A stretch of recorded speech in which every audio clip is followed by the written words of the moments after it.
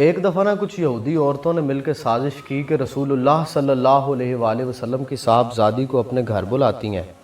اور بلا کے پھر ان کی غربت کا مذاق اڑاتی ہیں معاذ اللہ۔ تو وہ رسول اللہ صلی اللہ علیہ وآلہ وسلم کے گھر آئیں اور آ کے کہتی ہیں حضور آپ اپنی بیٹی کو ہمارے گھر بھیج دیں، ہمارے گھر نا شادی ہے، تو وہاں پہ آ کے وہ آپ کے دین کی تبلیغ بھی کریں گی۔ رسول اللہ صلی اللہ علیہ وآلہ وسلم ایسی باتوں پہ بھیج دیا کرتے تھے، تو آپ نے اجازت عنایت فرمائی اور کہا کہ آپ چلی جائیں ان کے گھر۔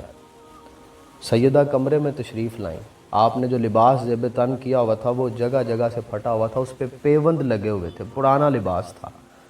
اللہ رب العزت سے ہم کلام ہوتی ہیں کہ اے میرے رب تو جانتا ہے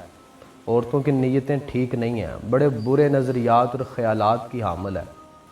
سیدہ کی بات ابھی مکمل نہیں ہوئی اللہ رب العزت کے ساتھ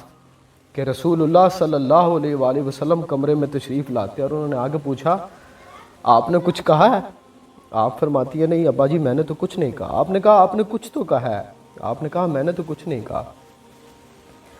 آپ نے اپنی چادر مبارک ہٹائی اور اس کے نیچے سے ایک جوڑا نکالا، فرمایا آپ نے کچھ کہا ہے تو جبرائیل جنت سے آپ کے لیے یہ جوڑا لے کے آیا ہے۔ یہ ہے وہ آستانہ جہاں پہ جبرائیل بھی ادب سے حاضر ہوتا ہے ہاتھ باندھ کے، یہ وہ گھرانہ ہے جس کے جوڑے جنت سے آتے ہیں۔ They are uncomparable in this whole universe۔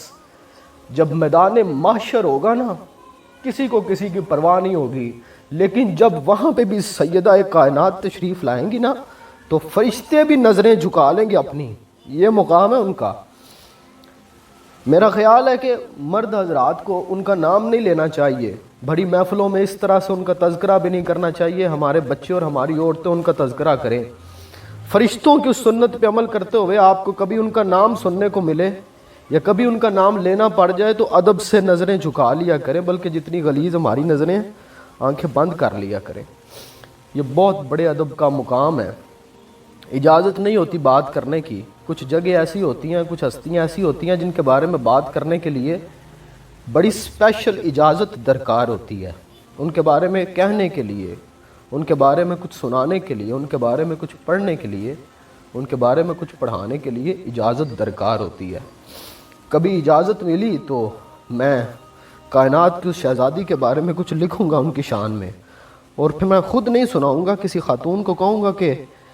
محترماؤں کی کسی محفل میں وہ سیدہ کائنات کی خدمت اقدس میں یہ نذرانہ پیش کریں۔ اس سال عاشوراء کے دن ہماری ایک بزرگ خاتون مدینہ طیبہ میں تھی، تو میں نے انہیں کہا کہ آپ سیدہ کا روضہ مبارک ڈھونڈیں اور وہاں جا کے میرا نام لے کے سلام عرض کریں، اور اس اتنے بڑے غم پہ انہیں میری طرف سے تعزیت پیش کریں، اور انہیں کہیے گا کہ آپ نے جو جوان مرد بیٹے اسلام کو دیے ہیں انہوں نے قیامت تک کے لیے اسلام کا علم بلند کر دیا ہے۔ سیدہ کی شان میں بہت زیادہ بات نہیں کی جا سکتی، اجازت نہیں ہے، لیکن ایک جملہ میں ضرور کہوں گا، یہ وہ کائنات کی واحد محترم خاتون ہے جن کا شوہر وہ ہے جو اولایت کا سردار ہے، ان کے والد نبیوں کے سردار ہیں اور ان کے بچے جنتی جوانوں کے سردار ہیں۔